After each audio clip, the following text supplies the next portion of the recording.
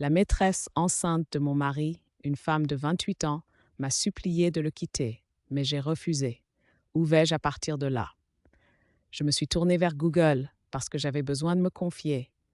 Je ne suis même pas sûre si maîtresse est le bon terme pour elle. Selon mon mari, c'était une erreur d'un soir sous l'emprise de l'alcool. Ils évoluent dans les mêmes cercles professionnels, mais ne travaillent pas directement ensemble. Il y a 2 mois, mon mari a été déposé chez nous, complètement ivre après un événement de l'entreprise. Il pleurait et était incohérent, parlant de choses insensées.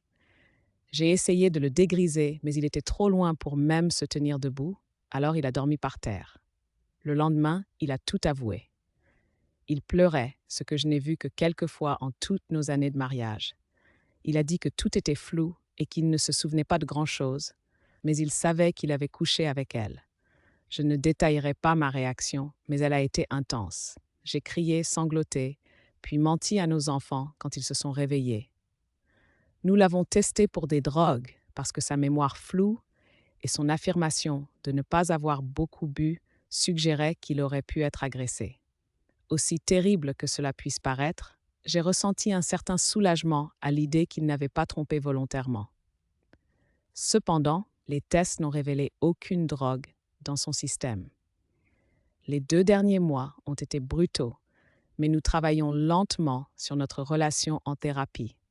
Certains pourraient dire que c'est faible de ne pas l'avoir divorcé, mais je ne peux tout simplement pas m'y résoudre, malgré l'avoir envisagé plusieurs fois.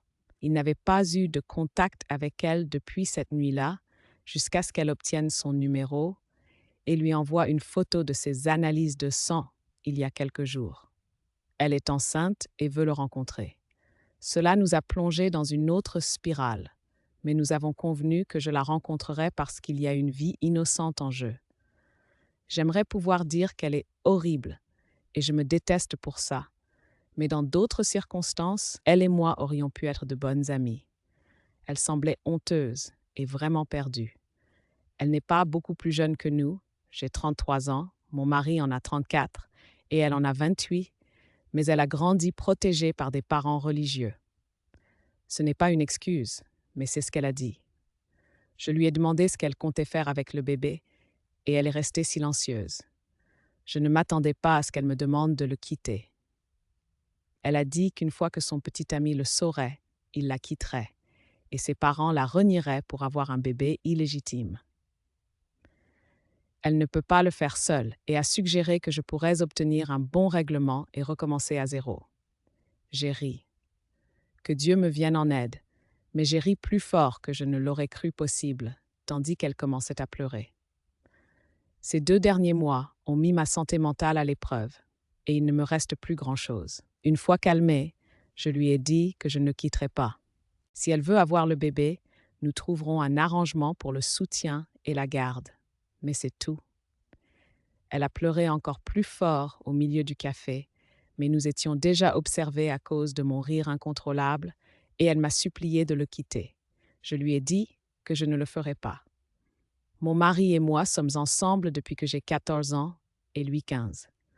Nous avons traversé le lycée, nous nous sommes fiancés et mariés pendant nos licences et masters, avons 2 beaux enfants et nous essayons d'en avoir d'autres. Je ne vais pas tout jeter parce qu'elle a couché avec lui une fois. Il est tout ce que j'ai jamais connu. Je ne me souviens pas d'une vie sans lui. Et si j'acceptais de le quitter, alors quoi? Il l'épouserait et elle prendrait ma place, élevant mes enfants à mi-temps. Je ne lui ai pas laissé le temps de répondre et je pleurais quand j'ai fini mon discours.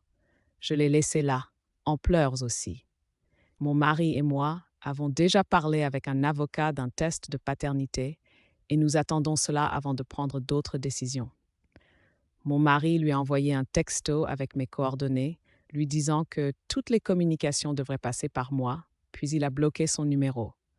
Je ne lui ai pas demandé de faire ça, mais il essaie. Je ne sais tout simplement pas où aller à partir de là si l'enfant s'avère être le sien.